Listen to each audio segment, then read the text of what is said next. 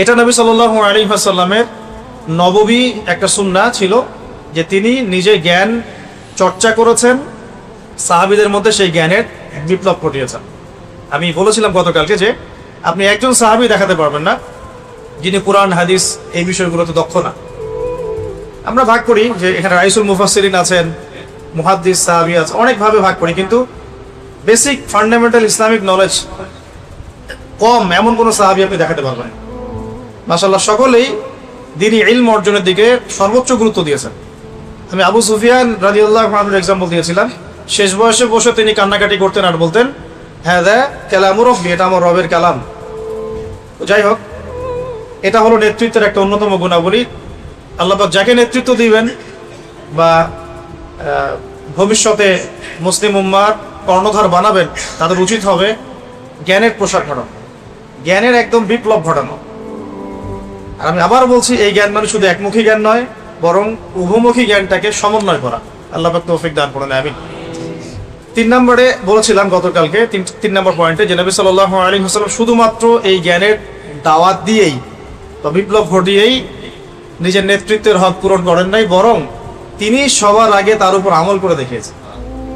তাই আমাদের প্রত্যেক স্তরের নেতৃবৃন্দের যেটা করা উচিত, আমাদের আপনাদের সবার, যে আমরা যেটা জানি, যেটা বলছি, যেটা প্রচার প্রসার করছি, এর উপর সবার আগে আমাদেরকে আমল করে দেখানো। আমি অনেকগুলো এক্সাম্পল দিয়েছিলাম। আল্লাহ নবী সাল্লাল্লাহু আলাইহি ওয়াসাল্লাম ব্যক্তি জীবন থেকে শুরু করে একদম তাসবিহ, তাহলিল, তিলাওয়াত, তাহাজ্জুদ, সালাত, দাওয়াত, অনাড়ম্বর জীবনযাপন, প্রফেটিক লাইফস্টাইল, তারপরে জিহাদ, প্রত্যেকটা জায়গায় তিনি সামন থেকে নেতৃত্ব দিয়েছেন। এমন নয় যে তিনি বলেছেন তোমরা করো আমি আছি, এমন না। মানে তিনি নিজে করে দেখিয়েছেন, নিজে অনাড়ম্বর জীবনযাপন করেছেন, নিজে অল্প খেয়েছেন, অল্প ঘুমিয়েছেন, রাতের বেলা লম্বা সময় তাহাজ্জুদ পড়েছেন, আবার ফজর পড়েছেন, আবার তিলাওয়াত, আবার দার্স, আবার দিনের প্রচার প্রসার, মাঝখানে রিজিকের জন্যও কিছু কাজ করেছেন। এমনকি খন্দকের যুদ্ধের কথা বলেছিলাম, তিনি নিজে পখিরা করেছেন। হুনাইনের যুদ্ধে তিনি সামন থেকে তরোয়াল উঁচিয়ে সবাইকে ডাক দিয়েছেন। উহুদের যুদ্ধে তিনি সামন থেকে নেতৃত্ব দিয়েছেন। বদরের যুদ্ধে তিনি সামন থেকে নেতৃত্ব দিয়েছেন। তো প্রত্যেকটা জায়গায় তিনি প্রথমে করে দেখিয়েছেন। তার মানে নেতৃত্বের গুণাবলী অর্জন করতে হলে সিরাত থেকে আমরা শুধু জানি, প্রচার করবো এমনটা নয়, বরং নিজে আগে আমল করে দেখাবো, দৃষ্টান্ত স্থাপন করবো। আল্লাহ পাক তৌফিক দান করুন। এটাই আমাদের বর্তমান পুরো বিশ্বের যারা মুসলিম জাহানের নেতৃত্ব দিচ্ছেন তাদের মৌলিক সমস্যা। অনেক কিছু বলছেন কিন্তু করে দেখাচ্ছেন না। নিজেকে করে দেখাতে হবে। আল্লাহ পাক তৌফিক দান করুন। এই সমস্যাটা থেকেই গেছে, আমার মধ্যেও আছে। ভালো করে খেয়াল করে দেখেন, আপনাদের মধ্যেও আছে। আমরা অনেক জানি, অনেক বলি, অনেক কিছু প্রচার করি, বাট আমরা আমল করতে পারছি না। আল্লাহ পাক আমাদেরকে তৌফিক এনায়েত করুন আমল করার, আমিন। 4 নাম্বারটা বলেছিলাম যে নবী সাল্লাল্লাহু আলাইহি ওয়াসাল্লাম তার অনুসারীদের মধ্যে খুব নরম ছিলেন। তিনি তার অনুসারীদের প্রতি খুবই নরম, কোমল, সফট হার্টেড একজন মানুষ ছিলেন। কারো সমালোচনা সরাসরি করতেন না, কাউকে অপদস্থ করতেন না, কাউকে বেইজ্জত করতেন না, কাউকে কারো সামনে ক্রিটিসাইজও করতেন। তো তিনি এত রউফ এবং নরম ছিলেন যাতে মানুষ ভালোবেসে তার কাছে আসতো। কিন্তু এখন দেখা যায় প্রত্যেকটা অঙ্গনে আমরা যারা নেতৃত্ব দিচ্ছি, আমাদের থেকে মানুষ দূরে চলে যাচ্ছে। অন্যতম একটা কারণ হচ্ছে কঠোরতা। আর আরো কারণ আছে, তবে এটাও একটা কারণ। অন্য কারণগুলোর সাথে এটাও একটা কারণ যে আমরা অনেক সময় কঠোর হয়ে যাচ্ছি। তো ক্ষমা এবং সহিষ্ণুতা, সবর, এগুলো যদি ইতাআত করা যায়, ইনশাআল্লাহ তাআলা নেতৃত্বের গুণাবলী অর্জন হবে ইনশাআল্লাহ। আল্লাহ পাক আমাদেরকে তৌফিক দান করুন, আমিন। তবে বলে দেই, সব জায়গায় নবী সাল্লাল্লাহু আলাইহি ওয়াসাল্লাম সবকিছু করেন নাই। যে নবী সাল্লাল্লাহু আলাইহি ওয়াসাল্লাম উহুদের মাঠে রক্ত মুছতে মুছতে দোয়া করছেন তার কওমের জন্য, আল্লাহুম্মা ইগফির কওমি ফাইন্নাহুম লা ইয়ালামুন, আল্লাহ আমার কওমকে মাফ করে দাও, কারণ তারা জানে না। আল্লাহ নবীকে আঘাত করা হয়েছে, রক্ত ঝরছে, তিনি রক্ত মুছতে মুছতে এই কথা বলছেন। সেই নবী কিন্তু আবার মক্কায় সেজদায় পড়ে নাম ধরে ধরে বদদোয়া করেছেন, আল্লাহ আবু জাহেলকে দেখে নিও, উতবাকে দেখে নিও, শাইবাকে দেখে নিও, রবিয়াকে দেখে নিও। এইভাবে 11 জনের নাম ধরে তিনি দোয়া করেছেন। বদদোয়া, এটা দোয়া না, তো বদদোয়া। সেই 11 জনের লাশ আপনি বদরের কূপে পাবেন। তার মানে এখানে একটা আমাকে ভারসাম্য রাখতে হবে, কোথায় কঠোর হব, কোথায় কোমল হব, তাই না? যে নবী সাল্লাল্লাহু আলাইহি ওয়াসাল্লাম গতকালকে বলবো হাতেব ইবনে আবি বালতাকে মাফ করে দিলেন রাদিয়াল্লাহু আনহু, সেই নবী সাল্লাল্লাহু আলাইহি ওয়াসাল্লাম সাহাবীদের মধ্যে 2 জন সাহাবীকে ডেকে বললেন, তোমাদের মধ্যে কে আছো, কাব বিন আশরাফ আমাকে কষ্ট দিয়েছে, আমার কষ্ট লাঘব করতে পারো, কে আছে? সাহাবীরা চলে গেলেন দুইজন কাব বিন আশরাফের দুর্গে, ওই যে ইহুদিদের দুর্গ খায়বা, সেখানে তাকে হত্যা করে তারপর রক্ত মাখা ছুরি নিয়ে আসলেন। ইয়া রাসূলুল্লাহ, আমরা তাকে হত্যা করেছি। আল্লাহ নবী বললেন যে এবার আমার মন শান্তি হয়েছে। যে নবী সাল্লাল্লাহু আলাইহি ওয়াসাল্লাম ক্ষমা করলেন, সবর করলেন, দোয়া করলেন, সেই নবী সাল্লাল্লাহু আলাইহি ওয়াসাল্লাম কিন্তু আবার বদদোয়া করেছেন ক্ষেত্র বিশেষে, আবার কখনো কখনো তার শত্রুদেরকে এভাবে দমন করেছেন। তা আমাদেরকে বুঝতে হবে কোন জায়গায় কোন ডিপ্লোমেসি মানে ইম্পোজ করতে হবে। তো এভাবে নবী কিন্তু আমভাবে নবী সাল্লাল্লাহু আলাইহি ওয়াসাল্লাম ছিলেন রাউফুর রাহিম। রাউফ সূরা তাওবার শেষের দিকে আপনারা একটা পাবেন। তো এটা একটা পয়েন্ট ছিল। আর আমভাবে নবী সাল্লাল্লাহু আলাইহি ওয়াসাল্লামকে মানুষ আপন মনে করত, তার কাছে মানুষ নিজের সমস্যা শেয়ার করত, সবাই তাকে আপন করে পেতে চাইতো, তাকে দেখতে মানুষ ছুটে আসতো, তার দরবারে পড়ে থাকতে মানুষ কমফোর্ট ফিল করতো, তাকে আপন মনে হতো, তাকে নিজেদের সব সমস্যা শেয়ার করা যেত। তিনি এমন একজন মানুষ ছিলেন। যেমনটা আমি গতকালকে বলেছিলাম, সূরাতুল আলী ইমরান একটা আয়াত আছে, ফাবিমা রাহমাতিন মিনাল্লাহি লিনতা লাহুম ওয়া লাউ কুনতা ফাযযান গলিযাল কলবি ফানফাদ্দু মিন হাওলিকা। তো এটা আল্লাহ পাকের অনেক বড় দয়া তোমার উপরে হে নবী সাল্লাল্লাহু আলাইহি ওয়াসাল্লাম, যে তুমি অনেক নরম মনের মানুষ, না হলে কি হতো, তারা তোমার কাছ থেকে দূরে সরে যেত। তুমি যদি কঠোর মনের মানুষ হতে, তারা তোমার কাছ থেকে দূরে সরে যেত। এভাবে নবী সাল্লাল্লাহু আলাইহি ওয়াসাল্লামের চরিত্রের মধ্যে আমরা একটা বৈচিত্র্য দেখতে পাই, এবং এটা একটা ঐশ্বরিক বৈচিত্র্য। আল্লাহ রাব্বুল আলামিন তাকে ট্রেন্ড করেছেন এভাবে। এটা ছিল 4। তার মানে আমাদের নেতৃস্থানীয় ব্যক্তিবর্গ যে যেখানে থাকবো, আমরা যে যেখানে নেতৃত্ব পাই, আমাদেরকে অনুসারীদের প্রতি নরম, কোমল, সফট হতে হবে, এবং তাদেরকে কারোর সামনে ক্রিটিসাইজ করা যাবে না, বেইজ্জত করা যাবে না, বরং কোনো প্রবলেম হলে, ভুল হলে কাছে ডেকে নিয়ে গোপনে ইসলাহ এবং সংশোধন করতে হবে। আল্লাহ পাক তৌফিক দান করুন। 5 নম্বরটা বলেছিলাম যে তিনি অনুসারীদের ঐক্যটাকে সর্বোচ্চ গুরুত্ব দিতেন, কোনোভাবেই যেন ঐক্য বিনষ্ট না হয় তিনি সর্বোচ্চ সতর্ক থাকতেন, খেয়াল রাখতেন। এ কারণেই আওস এবং খাজরাজ আলাদা আলাদা গোত্র হওয়ার পরেও তারা বিভক্ত হয় নাই।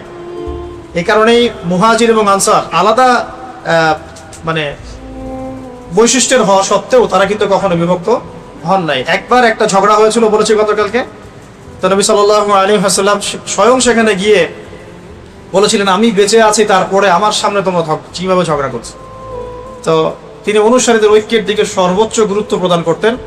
আমরাও চেষ্টা করবো ইনশাআল্লাহ, আমরা যে যেখানেই নেতৃত্ব দেই না কেন, ছোট পরিসরে হোক আর বড় পরিসরে হোক, আমাদের অনুসারীদের মধ্যে যেন একটা ঐক্য থাকে।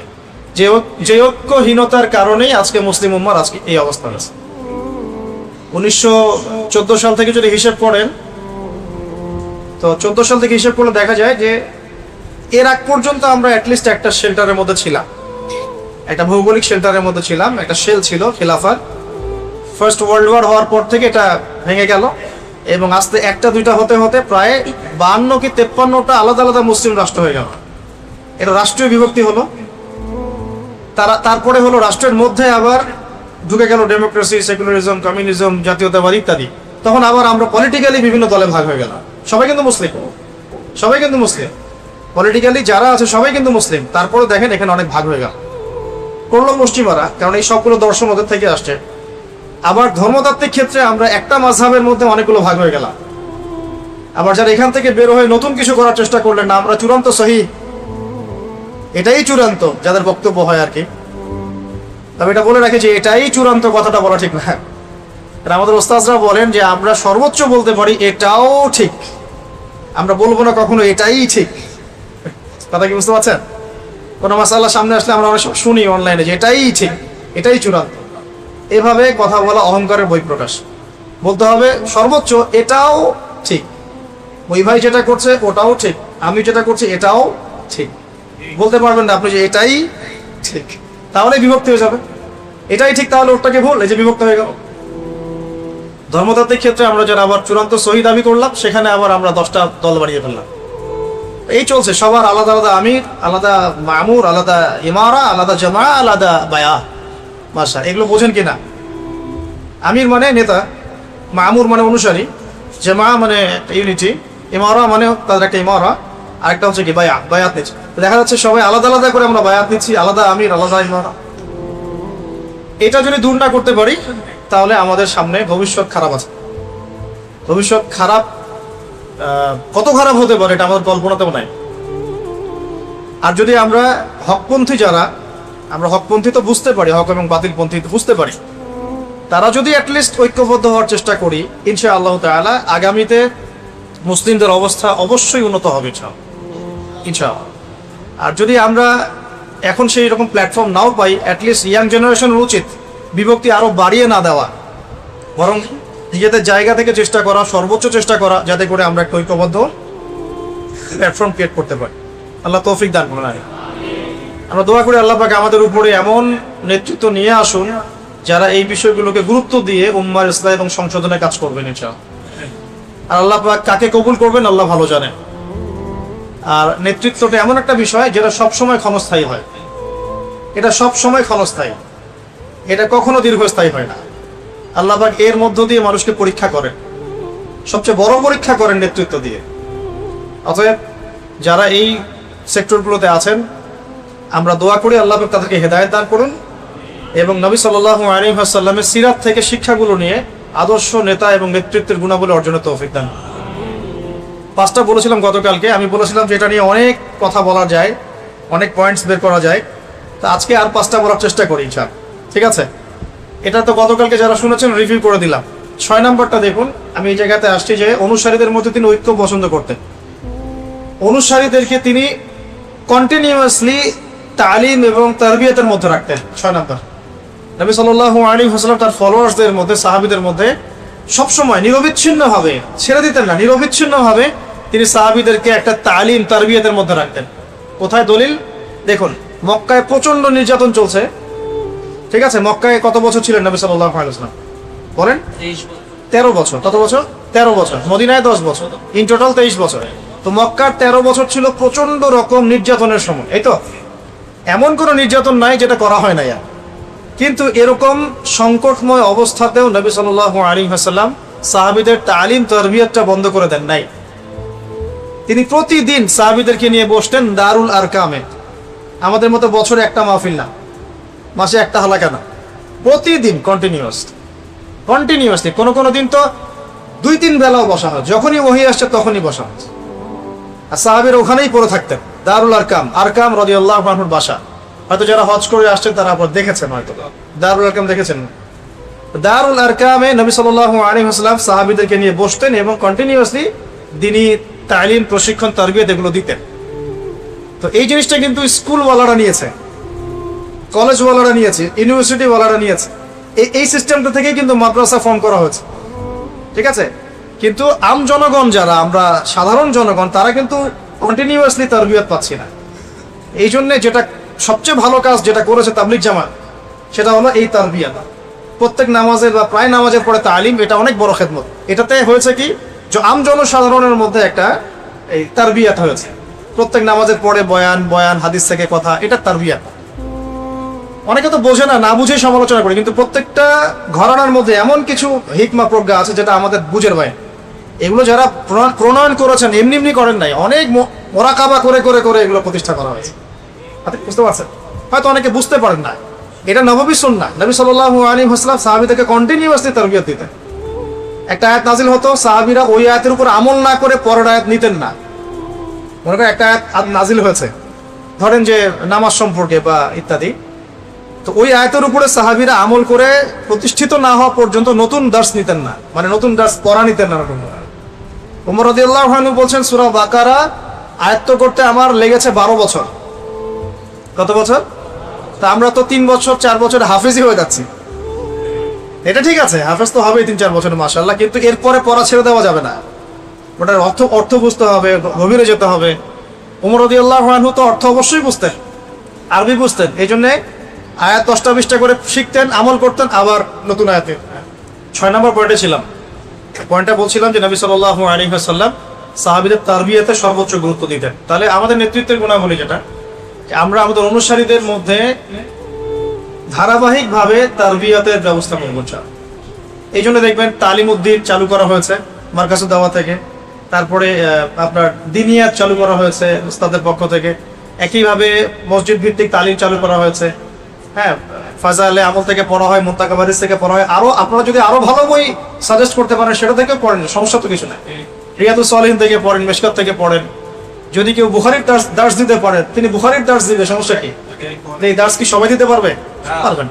এই জন্য আমভাবে কিছু বই ফিক্স করা হয়েছে যেটাতে সবাই বুঝতে পারে। তো আমাদের দরকার কন্টিনিউয়াসলি তালিম তারবিয়াত, এটা হলো 6 নম্বর। ঠিক একই বিষয়টা নবী সাল্লাল্লাহু আলাইহি ওয়াসাল্লাম মদিনাতেও করেছেন। মদিনায় গিয়ে প্রথম কোন কাজটা করা হয়েছে? মসজিদে নববী নির্মাণ করা। কেন? নামাজের পরে সবাই আমরা বসবো, দিনের মোজাকারা হবে, কথাবার্তা হবে, তাবলীগ হবে, এবং এই মসজিদটা একটা মার্কাজ হিসেবে কাজ করবে, তাই না? হয়েছে না? যেই ফাংশন দারুল আরকামের ছিল মক্কায়, সেম ফাংশন কিন্তু মদিনা মুনাওয়ারায় এই মসজিদ নববীর।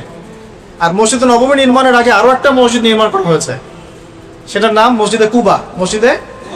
শনিবারে নবী সাল্লাল্লাহু আলাইহি ওয়াসাল্লাম ফজরের নামাজের পরে তিনি তো জিকির আজগার করতেন, তাসবিহ তাহলিল করতেন, ইশরাক করে হেঁটে হেঁটে চলে যেতেন কুবায়, সেখানে গিয়ে 2 রাকাত নামাজ পড়তেন। এটা একটা কবুল উমরার নেকি হবে, এটাও করতে পারে। তো ওই মসজিদের ফাংশনও সেম ছিল, মানে দারুল আরকাম, মসজিদে নববী, মসজিদে কুবা, এই মসজিদগুলো কাজ করেছে মার্কাজুল ইসলাম হিসাবে, ইসলামের মার্কাজ হিসাবে, মার্কাজউদ্দিন, এরকম এই ফাংশনে। হ্যাঁ, তো আমরা যারা ধর্মতাত্ত্বিক হোক বা অন্য যে কোনো জায়গায় নেতৃত্ব পাবো বা পেয়েছি, অনুসারীদের মধ্যে এই চর্চাটা ধারাবাহিকভাবে অব্যাহত রাখা উচিত। আল্লাহ পাক তৌফিক দান। এটা কিন্তু করা হয়।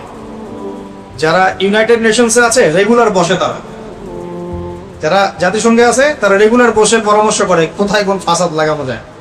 ঠিক আছে, ওদের ভাষায় হচ্ছে উন্নতি, অগ্রগতি আর ডেমোক্রেসি, আমরা বলি ফাসাদ। কি বলি? আর ফাসাদ আমি নিজে নিজে বলি নাই, আল্লাহ পাক কুরআনে বলেছেন। এটাও দলিল দিচ্ছি, আল্লাহ পাক বলেছেন কি, ওয়াইযা কিলা লাহুম লা তুফসিদু ফিল আরদ, যখন তাদেরকে বলা হয় জমিনে ফাসাদ সৃষ্টি করো না, ক্বালু, তারা বলে, ইন্নামা নাহনু মুসলিহুন, আমরা তো ইসলাহকারী, আমরা তো সংশোধনকারী, আমরা তো এখানে ডেমোক্রেসি প্রতিষ্ঠা করতে আসছি, আমরা তো এখানে সাম্য প্রতিষ্ঠা করতে আসছি, আমরা আসছি সন্ত্রাসীদেরকে মেরে ফেলব যাতে বিশ্বে শান্তি স্থাপিত হয়। আর মারতেছে সব মুসলমানদের, সব মুসলমান। ঠিক আছে, তো আল্লাহ পাক কিন্তু কুরআনে সবই বলেছেন, আমরা বুঝি না। আল্লাহ বলছেন যখন আমরা বলি যে দুনিয়াতে ফাসাদ সৃষ্টি করো না, তারা বলে আমরা তো ইসলাহকারী, সংশোধনকারী।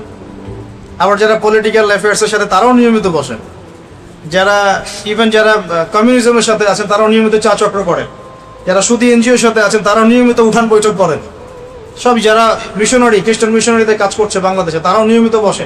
সবাই নিয়মিত কিন্তু কন্টিনিউয়াসলি একটা তারবিয়াত প্রশিক্ষণের মধ্যে থাকে, কর্মশালা হয়, সেমিনার হয়, এইটা ওইটা হয় না। তো এই জিনিসটা মুসলিমদের করা উচিত। যদি আমরা প্রতিকূল পরিবেশেও থাকি, অ্যাটলিস্ট বাসায় এটা করা উচিত, বাসায় তালিম করবে কন্টিনিউয়াস। আল্লাহ পাক তৌফিক দান। আর এটা ছোট বাচ্চাদেরকেও এর মধ্যে ইনভলভ করতে হবে। আর এই বাচ্চারা আগামী দিনে আল্লাহর রাস্তার দাওয়াতের কাজও করবে, ইনশাআল্লাহ জিহাদের কাজও করবে, এই বাচ্চারাই করবে ইনশাআল্লাহ। আমরা তো বুঝতে পারছি যে সময় আস্তে আস্তে ক্লোজিং ডাউন। 7 নম্বর হচ্ছে সবর। 7 নম্বর কি?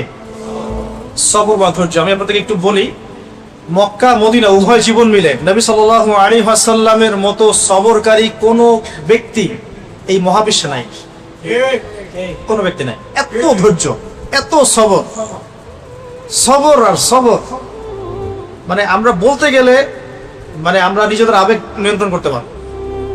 একজন ব্যক্তি যার আগেও কোনো গুনাহ নাই, পিছনেও কোনো গুনাহ নাই, শুধুমাত্র উম্মার স্বার্থে তিনি দিন রাত মানুষের দুয়ারে দুয়ারে ইসলামের দাওয়াত দিচ্ছেন, রাতের বেলা নামাজ পড়ছেন, সেই নামাজে পা ফুরিয়ে ফেলছেন, সকালবেলা কাবা ঘরের সামনে গিয়ে নামাজ পড়ছেন, আবু জাহেল আবু লাহাবেরা গিয়ে চাদর দিয়ে উঠে নাড়ি ভুড়ি দিয়ে তাকে পেঁচিয়ে ধরেছে, গলা দিয়ে মনে হয় শ্বাস বের হয়ে যায় যায় অবস্থা।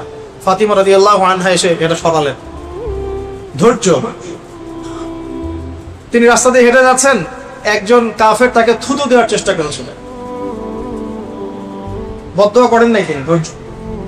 তায়েফে গিয়েছেন, তায়েফে 3 জন ভাই ছিল, আব্দে ইয়ালাইল একজনের নাম, আব্দে মাসউদ আর এক নাম হচ্ছে হাবিব বিন আমর। 3 জন, এই 3টা বড় বড় গোত্রের লিডার, মানে আমাদের ধরেন বড় বড় 3টা দলের মানে যারা চেয়ারম্যান, এরকম আর কি।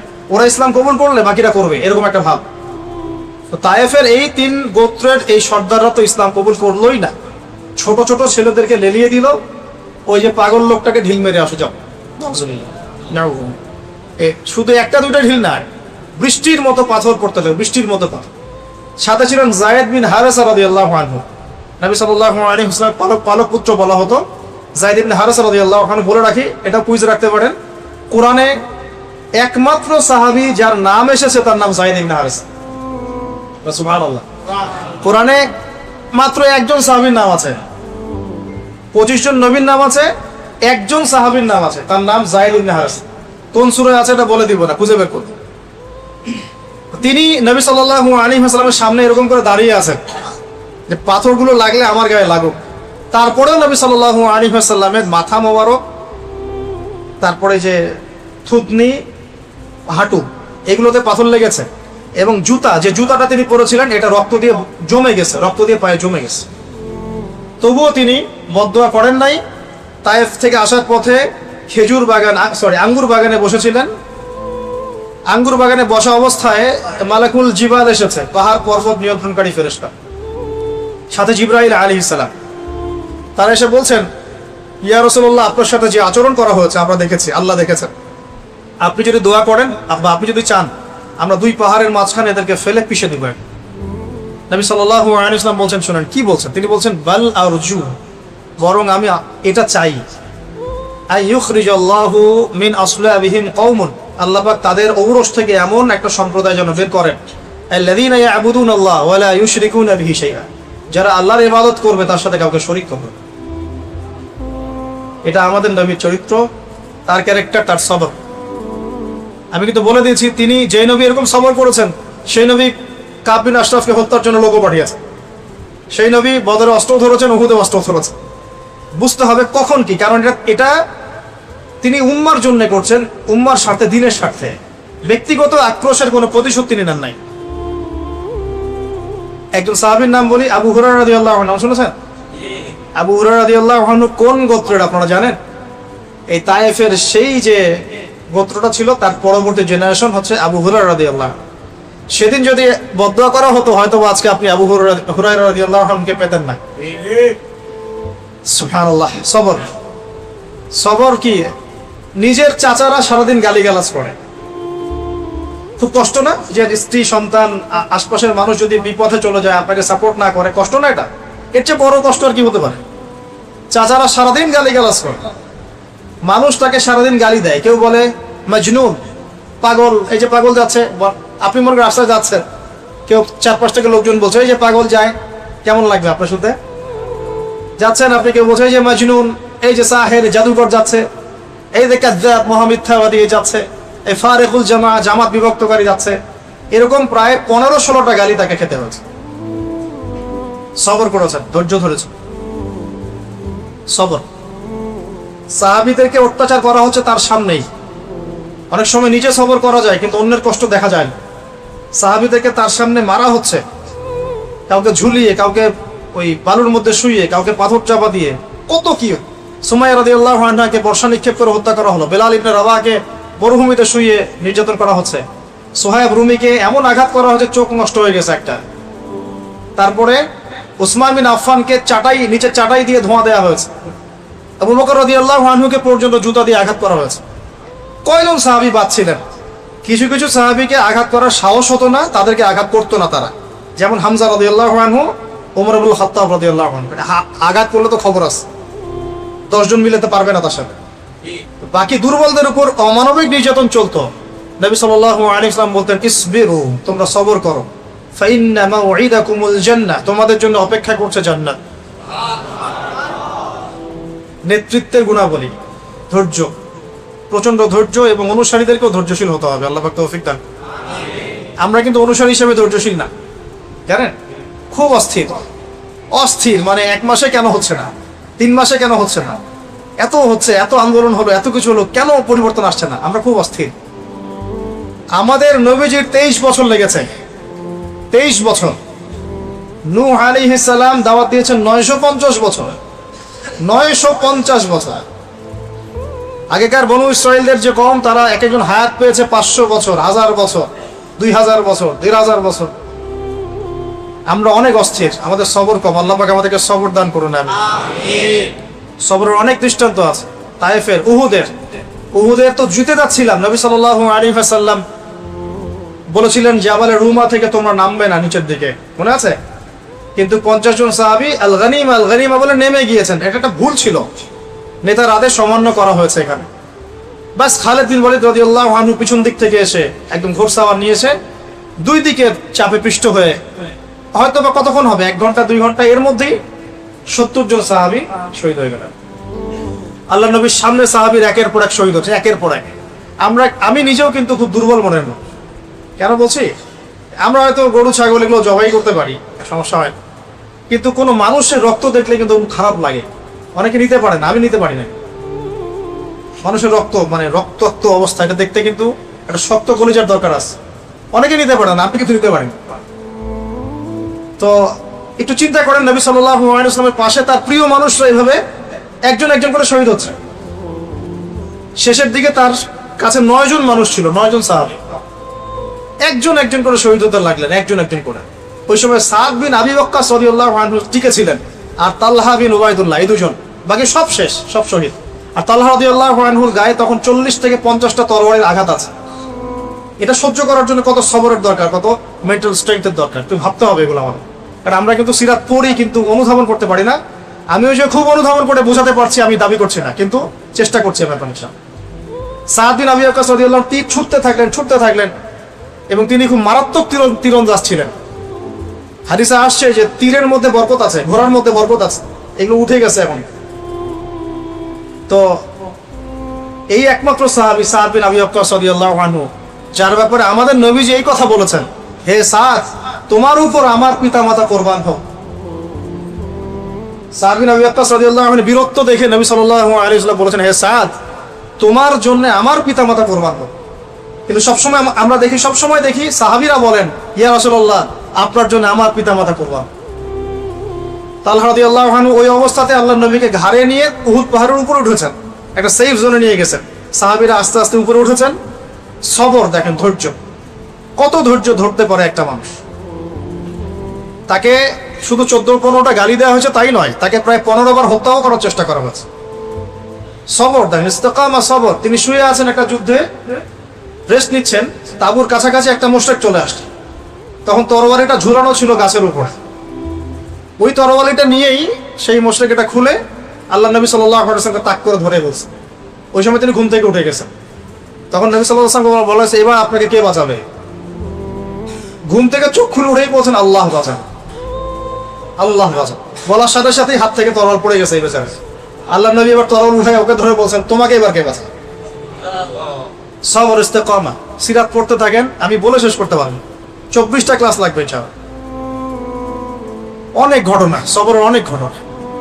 এই যে বখিরা খনন, আপনার এই আপনার খন্দকের যুদ্ধের আগে 4টাখানি কথা, প্রত্যেকের হাতে 10 হাত করে পড়েছে, বখিরা খনন করতে হবে। নবী সাল্লাল্লাহু আলাইহি ওয়াসাল্লামের পেটে খাবার নাই, পাথর বেঁধেছেন। এটা তো গেল আপনার খন্দকের কথা। এর আগেও মক্কাতে 3টা বছর নবী সাল্লাল্লাহু আলাইহি ওয়াসাল্লাম সাহাবীদের সবাইকে শিয়ারে আবু তালেব নামক জায়গায় বয়কটের জীবনযাপন করতে হচ্ছে। Boycott, sanction, boycott. মক্কার কেউ কথা বলবে না, কেউ লেনদেন করবে না, কেউ বেচাকেনা করবে না, কেউ খাবার দিবে না, কেউ বিয়ে শাদী করবে না, কিছুই করবে না। 3 দিন না, 3 মাস না, 3 বছর তারা এই সমাজ থেকে বয়কট অবস্থায় জীবনযাপন করেছে। ওই সময় সিরাতের কিতাবে আসছে অনেক সাহাবী গাছের ছাল পাতা খেয়ে বেঁচেছিলেন। গাছের ছাল পাতা, সবর। নবী সাল্লাল্লাহু আলাইহি ওয়াসাল্লামের এরকম কষ্টের মুহূর্তেও হঠাৎ তার চাচা আবু তালেবের ইন্তেকাল হয়ে গেল। একমাত্র শেল্টার বাকি ছিল মক্কায়, সেটাও নাই, শেষ। সবর। ঠিক তার কয়েকদিন পরেই তার প্রেমময় স্ত্রী, যেরকম স্ত্রী ঘরে থাকলে আসলে আর বাইরে 1000টা শত্রু থাকলেও কিছু না, এমন স্ত্রী ছিলেন যে বাইরে 1000 শত্রু থাক, ঘরে যদি একজন খাদিজা থাকে কিচ্ছু লাগে না। এটা পাওয়া এই যুগে খুব ডিফিকাল্ট, খুব ডিফিকাল্ট, সো ভেরি ডিফিকাল্ট। খুশ নসিবদের তাকদির এটা জুটবে। আমরা আপনাদেরকে রিকোয়েস্ট করি যে নিজেদের চরিত্রটাকে পবিত্র রাখেন, আল্লাহর কাছে বেশি বেশি দোয়া করতে থাকেন, ইনশাআল্লাহ আল্লাহ চাইলে মিলাই দেবেন। চাচা আবু তালেবের ইন্তেকাল হয়ে গেল, তার মাত্র কয়েকদিন পরেই খাদিজা রাদিয়াল্লাহু আনহা। এই সময় কি অবস্থা? মক্কার লোকজন গালি দিচ্ছে, হত্যার চেষ্টা করছে, বয়কট করছে, হ্যাঁ, শারীরিক নির্যাতন করছে, মানসিক নির্যাতন করছে, ইকোনমিক বয়কট করছে, সাহাবীদেরকে তার সামনে অত্যাচার করছে। তিনি সবরের একটা মূর্ত প্রতীক ছিলেন। মদিনায় গিয়েও তো আমি বললাম, উহুদে, বদরে খন্দকে, খাইবারে, হুদাইবিয়া, কত সবর দিয়েই শেষ করা যাবে। এই যে চরম ধৈর্য, পরম ধৈর্য, এই জিনিসটা আমাদের নেতাদের মধ্যে থাকতে হবে, আমাদের মধ্যেও থাকতে হবে। অনুসারী নেতা সবার মধ্যে সবর থাকতে হবে। আল্লাহ পাক তৌফিক দান। কয়টা বললাম? 6টা না 7টা? 7টা। 8 নম্বরে আসেন যে একজন নেতাকে হতে হবে ডিপ্লোম্যাটিক। এটা খুব ইম্পর্টেন্ট পয়েন্ট, এটা একটু ফোকাস করেন। একজন নেতাকে হতে হবে খুবই ডিপ্লোম্যাটিক এবং স্মার্ট। আমাদের নবী সাল্লাল্লাহু আলাইহি ওয়াসাল্লাম কেমন স্মার্ট ছিলেন আমি কয়েকটা এক্সাম্পল দিই। এগুলো আমি ঘেটে ঘেটে নোট আউট করেছিলাম যে তিনি আসলে মানসিকভাবে কেমন ছিলেন। মানে আমরা অনেক সময় মনে করি তিনি খুব আধ্যাত্মিক মানুষ ছিলেন, তাই না? আধ্যাত্মিক মানুষ, নামাজ, খালি রোজা, তেলাওয়াত, আধ্যাত্মিক মানুষ এমন মনে হয়, কিন্তু আসলে তিনি ছিলেন সব গুণের সমন্বয়ে একজন মানুষ। যত গুণাবলী থাকতে পারে একটা মানুষের মধ্যে, সবগুলোর সমন্বয় তার মধ্যে। কত স্মার্ট, কত বিচক্ষণ আপনাকে একটু দেখাই। নবী সাল্লাল্লাহু আলাইহি ওয়াসাল্লাম দেখলেন মক্কার পরিবেশ ভালো না, মক্কার পরিবেশটা অনুকূলে না। তখন তিনি ইমিডিয়েটলি সাহাবীদেরকে বললেন, তোমরা আবিসিনিয়াতে চলে যাও। কোথায় চলে যাও? আবিসিনিয়া। আবার বলছি, নবী সাল্লাল্লাহু আলাইহি ওয়াসাল্লাম যখন দেখলেন মক্কার পরিবেশটা ভালো না, সাহাবীদের উপর নির্যাতন হচ্ছে, তিনি ইমিডিয়েটলি বললেন, সাহাবীরা তোমরা যারা দুর্বল গোত্রীয় দিক থেকে তোমরা আবিসিনিয়াতে চলে যাও। সেখানে একজন রাজা আছেন, তার নাম বাদশাহ নাজাশী, তার রাজ্যে কেউ জুলুমের শিকার হয় না, তোমরা ওখানে চলে যাও। এটা ডিপ্লোম্যাটিক সিদ্ধান্ত। আমাদের এখানে প্রবলেম হচ্ছে, যাদেরকে নিয়ে প্রবলেম তাদেরকে কোনো একটা জায়গায় পাঠিয়ে দেয়া, বিচক্ষণতা একটা। সেখানে এমন রাজা ছিলেন যিনি ইসাই, খ্রিস্টান, কিন্তু তার রাজ্যে কেউ জুলুমের শিকার হতো না। তিনি ওই ট্রিনিটির খ্রিস্টান ছিলেন না, তিনি সত্যিকারের খ্রিস্টান ছিলেন। এবং সেখানে 2টা হিজরত হয়েছে। প্রথমবারে প্রায় 14-15 জন গিয়েছেন, পরে আবার প্রায় 100 জন গিয়েছেন। নেতৃত্ব দিয়েছেন জাফর ইবনে আবি তালিব রাদিয়াল্লাহু আনহু। ওই বাদশা নাজাশীর সামনে ডেলিগেশন টিম পাঠানো হয়েছে কুরাইশদের পক্ষ থেকে। মানে ডেলিগেশন টিম বোঝেন কিনা? ওই সাহাবীদেরকে ফিরিয়ে নিয়ে আসার জন্য। তার নেতৃত্ব দিয়েছেন আমর ইবনে আস। পরবর্তীতে তিনিও মুসলিম হয়েছেন, বিখ্যাত সাহাবী হয়েছেন।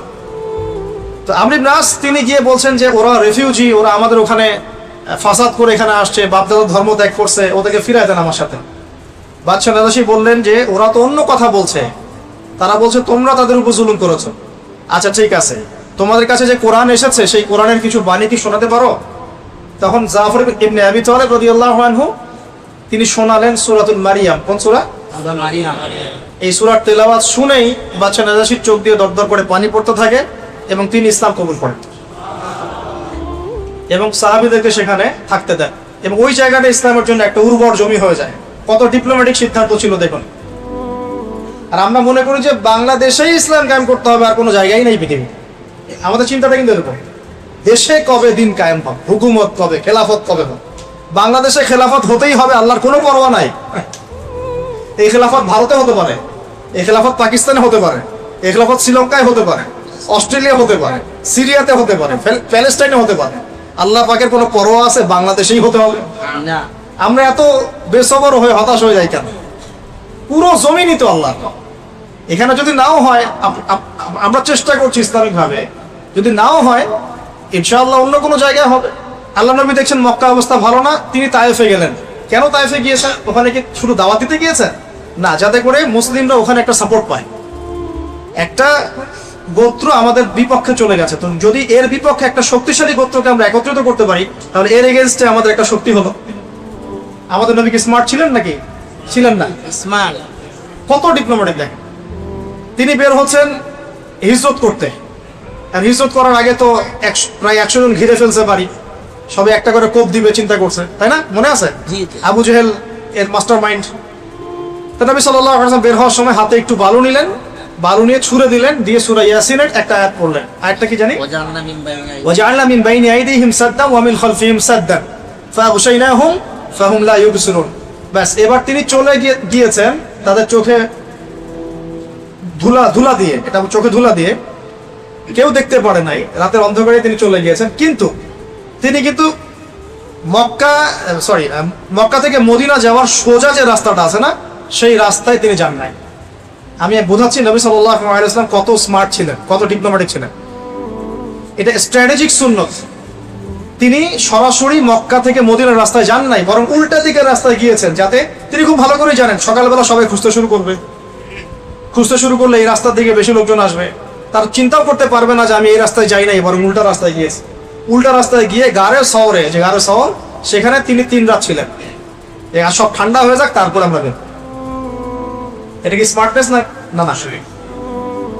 আরো দেখাচ্ছি, নবী সাল্লাল্লাহু আলাইহি ওয়াসাল্লাম, এই যে হুদাইবিয়া সন্ধি হচ্ছে, সন্ধির সব ধারা আমাদের বিপরীতে, তাই না? 10 বছর যুদ্ধ করবো না, ওকে ফাইন। তোমাদের কেউ আমাদের দলে আসলে ফিরাই দেওয়া লাগবে, আমাদের কেউ তোমাদের দলে গেলে ফিরাই দিব না। নবীজি বলেন ঠিক আছে, ডান। তারপরে এই বছর উমরা করতে পারবেন না, ঠিক আছে, ডান। পরের বছর আসতে হবে উমরায়, তাও 3 দিনের জন্য বিনা অস্ত্রে, ওকে ঠিক আছে, ডান। সবই নে তোরা, নে সব তোরা নিয়ে নে। প্রত্যেকটা সিদ্ধান্তের পিছনে বসিরা ছিল। 10 বছর যুদ্ধ করতে পারবো না মানে 10 বছর আপনি আমার সাথে কোনো ক্যাচালে যাবেন, মানে আপনি আপনার কাজ করবেন, আমি আমার কাজ করবো, কোন সন্ধি চুক্তি আপনার সাথে। এবং আমার শত্রুদের বিরুদ্ধে আপনি, মানে আমার শত্রুদেরকে আপনি আমার বিরুদ্ধে সাহায্য করতে পারবেন না। মনে করেন আপনাদের, মনে করেন এই ভাইয়ের সাথে এই ভাই সন্ধি হয়েছে, এ ভাই 10 বছর আমরা লড়াই করবো, 10 বছর লড়াইও করবো না, আপনি আপনার কাজ করবেন, আমি আমার দাওয়াতি কাজ করবো। আমার যে শত্রুরা আছে এই শত্রুদেরকে আপনিও হেল্প করতে পারবেন না, আপনার শত্রুকে আমি হেল্প করতে পারবো, ঠিক আছে? এই সন্ধি হওয়ার পরেই, এই সন্ধি করে মদিনায় যাওয়ার পরেই নবী সাল্লাল্লাহু আলাইহি ওয়াসাল্লাম খায়বারকে আক্রমণ করেছেন। খায়বারে আছে ইহুদিরা, কারা আছে? ওই লাস্ট গোত্র একটা বাকি আছে, 3টা গোত্রকে তো বিদায় করা হয়েছে, 4 নম্বর এই গোত্রটা বাকি আছে খায়বারে। এটা একটা বিশাল জায়গা, যে দখল করতে পারবে সব দিক থেকে লাভবান হবে। কেন খায়বার তিনি এখন আক্রমণ করলেন, আগে করলেন না কেন? আগে যদি করতেন তাহলে মুশরিকরা তাদের সাথে সন্ধি করে একসাথে ঐক্যবদ্ধ শক্তি হতে পারত। এবার তিনি হুদাইবিয়া সন্ধি করেছেন, 10 বছর আমরা লড়াই করব না, অতএব 10 বছর তুমি আমার শত্রুদেরকে হেল্প করতে পারো, ঠিক আছে? এবার তিনি খায়বার আক্রমণ করলেন, ওই মক্কার কুরাইশরা ওদেরকে কোনো সাহায্য করতে পারলো না, ওদেরকে আমরা বাগে পেয়ে একাই খেয়ে ফেললাম। মানে আগে বড় শত্রুর হাতটা চেপে ধরলাম, তারপর ছোট সবগুলোকে সাইজ করা হয়। এটা ডিপ্লোম্যাটিক সিদ্ধান্ত না? এটা হচ্ছে তার স্ট্র্যাটেজিক ইন্টেলেকচুয়াল একটা অবস্থান, স্ট্র্যাটেজিক সুন্নাহ বলতে পারি আমরা। এগুলো আমাদের মধ্যে নাই, হারাই গেছে। আমাদেরকে তো একটু রসকস মাখা কথা বললেই আমরা মুনাফিকদেরকেও ভুলে যাই, তাই না? রসকস মাখা একটু কথা বললে আমরা আসি আপনাদের সাথে, চলেন, ব্যাস আমরা হ্যাঁ মাশাআল্লাহ একদম পাগল হয়ে যাই। কিন্তু আসল কথা হচ্ছে মানুষের খাসলত কখনো পরিবর্তন হয় না। ইল্লাত মানে ত্রুটি ধুইলে চলে যায়, খাসলত মরার আগ পর্যন্ত মানুষের যায়। খাসলত খাসলত খাসলত একটা জিনিস, মানে স্বভাব চরিত্র, স্বভাবজাত। এটাতে আরো ডিপ্লোমেসি আছে, এটাও বোঝেন। আমাদের কেউ তোমাদের ওখানে গেলে ফিরাই দেওয়া লাগবে, তোমাদের কেউ আমাদের কাছে আসলে ফিরাই দিব না। নবীজি কেন বললেন ইয়েস ডান? কেন বললেন? বিকজ তিনি খুব ভালো করেই জানেন কোন মুসলিম মুরতাদ হয়ে কাফের হবে না, বরং এটা হতে পারে তোমাদের কেউ ইসলাম কবুল করে আমাদের কাছে আসতে পারে। যদি আমাদের কাছে আসার রাস্তা তোমরা বন্ধও করে দাও, ওরা অন্য কোনো জায়গায় যাবে, ওখান থেকে আমরা ওদেরকে রিসিভ করবো। এটা বলার পরে কিন্তু এটাই হয়েছিল, অনেক মুসলিম ইসলাম কবুল করেছে, করে আর আসতে পারছে না, কারণ চুক্তি আছে। তখন নবী সাল্লাল্লাহু আলাইহি ওয়াসাল্লাম একটা খবর পাঠালেন, তোমরা একটা ওয়াদি উপত্যকা চলে যাও। একটা জনমানুষ শূন্য একটা উপত্যকা চলে গেল, তারা পালিয়ে। সেখানে যদি মুশরিকরা আসতো আক্রমণ করতো, আসতো আক্রমণ করতো, আসতো আক্রমণ করতো। পরে এই মুশরিকরা এসে বললো, বাবা আপনাদের লোক আপনারা নিয়ে নেন, আমাদের দরকার নেই। কথা বুঝতে পারছেন? সিরাত অনেক গভীর, পড়তে থাকেন। তো নবী সাল্লাল্লাহু আলাইহি ওয়াসাল্লামের স্ট্র্যাটেজিক অনেক সুন্নাহ ছিল, অনেক বিচক্ষণ মানুষ ছিলেন। তিনি জানতেন কখন কোনটা করতে হবে, এবং যখন তিনি সিদ্ধান্ত নিতেন, সিদ্ধান্ত নেওয়া মাত্র আল্লাহর উপর এমন তাওয়াক্কুল করতেন, এটা থেকে টলতেন না কখন। আপনারা উহুদ যুদ্ধের কথা জানেন, উহুদ যুদ্ধের পরামর্শ হচ্ছিল যখন, নবী সাল্লাল্লাহু আলাইহি ওয়াসাল্লামের ইচ্ছা ছিল মদিনায় যুদ্ধ করা, মদিনার ভিতরে যুদ্ধ করা। সাহাবীরা বললেন আমরা বাইরে গিয়ে যুদ্ধ করব। বলা আমার তো যখন পরামর্শ যখন হয়ে গেছে, ওকে ঠিক আছে বাইরে গিয়ে যুদ্ধ করব। নবী সাল্লাল্লাহু আলাইহি ওয়াসাল্লাম বর্ম পরে ফেললেন, বর্ষা বর্ম তরোয়াল সব পরে ফেললেন। এবার সাহাবীরা এসে বলছেন, ইয়া রাসূলুল্লাহ আপনি তো চেয়েছিলেন ভিতরে করতে, আমাদের মনটা খুব খারাপ লাগছে, আমরা ভিতরেই করি, থাক, বাইরে যাওয়ার দরকার নাই। নবীজি বললেন যে একজন নবীর জন্য এটা বৈধ নয়, উচিত নয় যে বর্ম পরার পরে আবার খুলে ফেলবে, আমরা বাইরে গিয়ে যুদ্ধ করব। ডিসিশন একটা নিলে এটাই ডিসিশন, পরামর্শ ভিত্তিক একটা ডিসিশন নিলে এটাই ডিসিশন। তো আল্লাহ পাক আমাদেরকে নবী সাল্লাল্লাহু আলাইহি ওয়াসাল্লামের মতো এরকম স্ট্র্যাটেজিক সুন্নাহ অবলম্বন করা তৌফিক দান করুন। কয়টা বলছি ভাই? আচ্ছা, অনেক লম্বা হয়ে যাচ্ছে, আর দুটা বলে শেষ করি সংক্ষিপ্ত করে। 9 নম্বর হচ্ছে নবী সাল্লাল্লাহু আলাইহি ওয়াসাল্লাম এই বিশ্বটাকে একটা সফল রাষ্ট্রের কাঠামো দিয়েছেন। এই জায়গাটা একটু ভালো করে বোঝেন। আরবের ওই সময়কার কথা চিন্তা করে, তখন গোত্রভিত্তিক শাসন ছিল। তখন কি কোনো ডেমোক্রেসি, সেকুলারিজম, এই ন্যাশনালিজম এগুলো কিছু ছিল না, কিছু না। একটা আধুনিক রাষ্ট্রের কাঠামো কিন্তু ছিল না, গোত্রভিত্তিক কাঠামো ছিল। যারা রাষ্ট্রবিজ্ঞান পড়ছেন তারা তো জানেন। আমরা একটা আজীব সময় বাস করি। এখন পলিটিক্স করতে পলিটিক্যাল সায়েন্স পড়তে হয় না। যারা পলিটিক্স করছে তাদের মধ্যে কতজন পলিটিক্যাল সায়েন্স পড়ছেন আল্লাহ ভালো জানে। অদ্ভুত একটা বিষয়। অথচ এটা একটা সায়েন্স, বিজ্ঞান। রাষ্ট্র একটা কি বিজ্ঞান। তো ওই সময় রাষ্ট্রবিজ্ঞান এরকম সাবজেক্টও ছিল না, এরকম আধুনিক রাষ্ট্রের কোনো কাঠামো ছিল না। প্রাচীন ঘেটে দেখেন, তখন রাজতন্ত্র ছিল কিছু জায়গায়, কিছু জায়গায় গোত্রভিত্তিক শাসন ছিল। এখন নবী সাল্লাল্লাহু আলাইহি ওয়াসাল্লাম মদিনায় গিয়ে কি করলেন একটু দেখেন। মদিনায় গিয়ে সর্বপ্রথম তিনি মসজিদ নববী নির্মাণ করলেন। এইটা শুধু মসজিদের ফাংশনে কাজ করে নাই, এটা একটা পার্লামেন্টের ফাংশনে কাজ করছে। এটা একটা পার্লামেন্টে, অ্যাজ এ পার্লামেন্ট সেটা কাজ করছে। এখান থেকে ফয়সালা হয়েছে, এখান থেকে শুরা হয়েছে, এখান থেকে যুদ্ধের ঘোষণা হয়েছে, এখান থেকে দার্স, তালিম, দাওয়াত সবই হয়েছে। এখন কি মসজিদ নববী সেই কাজ করছে না। এটাও শেষ জামান হাদিসে আছে যে আখিরুজ জামানে কি হবে, জেরুজালেম রাইজ করবে, জেরুজালেম হবে সবচেয়ে আলোচিত বিষয়। হ্যাঁ, এবং খরাব ইয়াসরিবের পতন হবে। ইয়াসরিবের সেই আগেকার যে ভাব গাম্ভীর্য এটা থাকবে। ইয়াসরিব মানে কি মদিনা। তখন এই বাইতুল মাকদাস, উমরান ও বাইতুল মাকদিস সমস্ত জায়গায় আলোচিত হবে। এটা হবে হাইলাইটেড, এখন হাইলাইটেড না সারা ওয়ার্ল্ডে। এখন এই মদিনা কিন্তু কাজ করেছে একটা পার্লামেন্ট হিসাবে, ঠিক আছে। শুধু তাই নয়, এরপরে নবী সাল্লাল্লাহু আলাইহি ওয়াসাল্লাম সেখানে করলেন মদিনা সনদ। কি করলেন? মদিনা সনদ। এই সনদ আগে বিশ্ব কখনো দেখেনি এমন সনদ। এখনো বিশ্বের কোনো জায়গাতেই হয়তো মদিনা সনদের মতো কোনো সনদ নাই, সংবিধান নাই। আছে? বিশ্বের যতগুলো আপনার এই সংবিধান আছে, কনস্টিটিউশন, এগুলোকে আপনি এক জায়গায় রাখেন, আর মদিনা সনদের ধারাগুলোকে এক জায়গায় রাখেন, দেখেন কোনটার ভার বেশি হয়, কোনটার বিচক্ষণতা, দূরদর্শিতা বেশি হয়। অনেক বড় বড় রাষ্ট্রনেতাই স্বীকার করতে বাধ্য হয়েছেন যে মদিনা সনদের মতো কোনো সনদ হয়নি কখনো, তাই না? যারা পলিটিক্যাল সায়েন্স পড়ছেন তারা জানবেন এগুলো। এখন সনদটা কেন করা হলো? যাতে মুসলিমদের সাথে আমরা সবাই মিলে একসাথে থাকলাম। মুসলিমরা, ওখানে আছে ইহুদিরা, ওখানে আছে কিছু খ্রিস্টান, কিছু পৌত্তলিক, আমরা একটা সাম্যের রাষ্ট্র কায়েম করলাম। কিন্তু আমরা কি ইহুদিদের ধর্ম পালনে কোনো বাধা দিয়েছিলাম বা খ্রিস্টানদের উপর কোনো জুলুম করেছিলাম? বরং ওরাই চুক্তি ভঙ্গ করে মুশরিকদেরকে সাহায্য করলো আমাদের বিরুদ্ধে, তখনই তো যুদ্ধটা হলো। তো এই সাম্যের রাষ্ট্র দেখিয়েছে ইসলাম। তার মানে সবচেয়ে সেরা পলিটিক্যাল লিডার কাকে বলবেন আপনি? এখন চিন্তা করেন, তার পলিটিক্যাল ডিপ্লোমেসি দেখেন, তার আধুনিক রাষ্ট্রনীতি প্রণয়নটা দেখেন। একই সাথে তিনি এই যে আমরা বলি কোষাধ্যক্ষ নির্ধারণ করা, তারপরে যে প্রশাসনের সেক্টরটা আলাদা করা, অর্থ মন্ত্রণালয় আলাদা করা, হ্যাঁ, বাণিজ্য মন্ত্রণালয় আলাদা করা, তারপরে যারা ট্রেনিং দিবে প্রশিক্ষণ তাদেরকে আলাদা করা, অস্ত্রশস্ত্র ডিপার্টমেন্ট আলাদা করা, সব কিছু তিনি মদিনায় করেছেন। এমনি এমনি তো বদর যুদ্ধ হয় নাই। কিছু সাহাবীর দায়িত্ব ছিল মানুষকে ইলম শেখানো, তাদের কাজ এইটা, ইলম নিয়ে কাজ করা। কিছু সাহাবীর কাজ ছিল মানুষকে ইসলামের দাওয়াত কাফেলায় যাওয়া, দাওয়াতি কাফেলায় গিয়ে মানুষকে দূরে দূরে গিয়ে ইসলামের দাওয়াত দেয়া, তারা দায়ী ছিলেন মোবাল্লিগ। কিছু সাহাবী ছিলেন যারা ছিলেন সামরিকভাবে খুব দক্ষ, তারা মানুষকে শেখাতেন কিভাবে যুদ্ধ করতে হয়। কিছু সাহাবী ছিলেন ব্যবসা বাণিজ্য ভালো বুঝতেন, তারা ব্যবসার সেক্টরটা নিয়ন্ত্রণ করতেন। এভাবে পুরো রাষ্ট্রটাকে সাজানো হয়েছিল।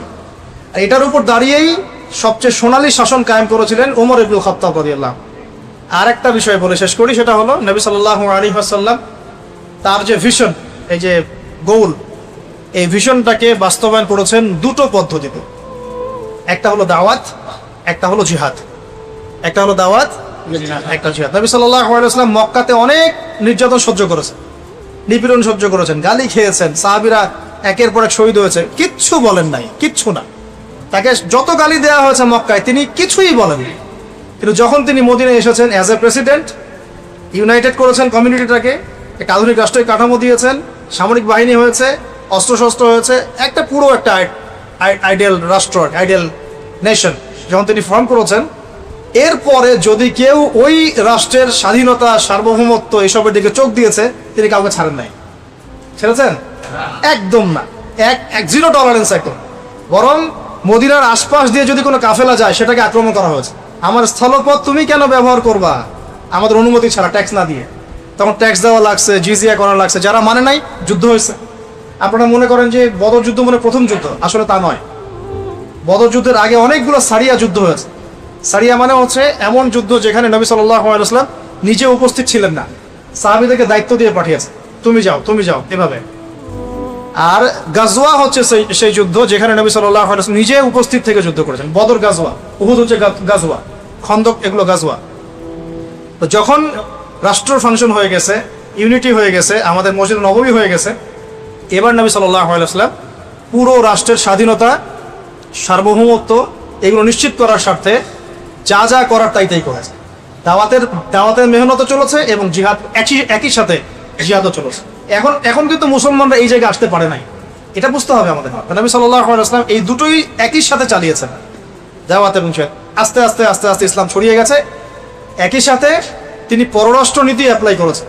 দাওয়াত দিয়েছেন রোমক সম্রাটকে, দাওয়াত দিয়েছেন আবিসিনিয়ায়, দাওয়াত দিয়েছেন হিরাক্লিয়াসকে, মুকাউকিসকে, এতে বুসরা, আপনার আজারবাইজান, এই বাহরাইন, বিভিন্ন রাষ্ট্রে তিনি দাওয়াতি কাফেলা পাঠিয়েছেন। মনে আছে? পারস্য, কিসরা, সব জায়গায়। এটা কেন? যাতে করে এই দাওয়াতটা শুধু জাজিরাতুল আরবের মধ্যেই না থাকে, পুরো বিশ্বে যেন ছড়িয়ে যায়।